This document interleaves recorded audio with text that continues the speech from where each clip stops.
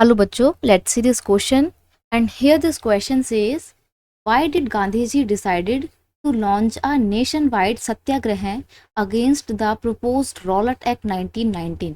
Question आपसे बोल रहा है कि 1919 में पास किया गया रॉलट एक्ट के अगेंस्ट में गांधी जी ने क्यों डिसाइड किया कि वो नेशन वाइड सत्याग्रह स्टार्ट करेंगे।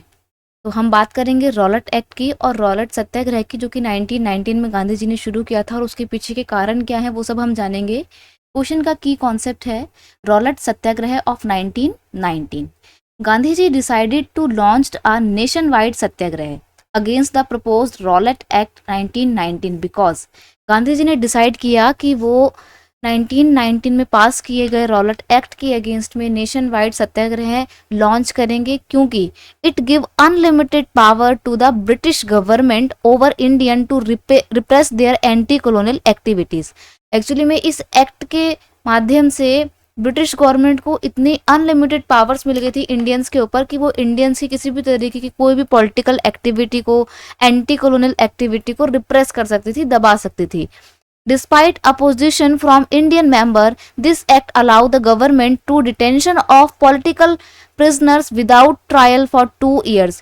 देखो, इंडियन मेंबर्स लगातार इस एक्ट का अपोज कर रहे थे, इसका विरोध कर रहे थे, लेकिन इन सब के बावजूद गवर्नमेंट ने इसको पास किया।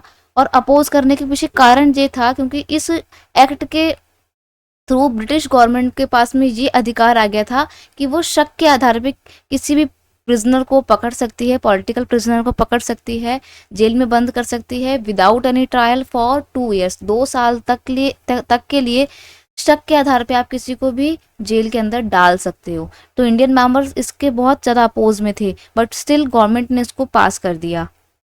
That's why when Gandhi ji came to know about this unjust law, he decided to launch a nationwide satyagraha in order to bring the masses together in their fight against colonial rule।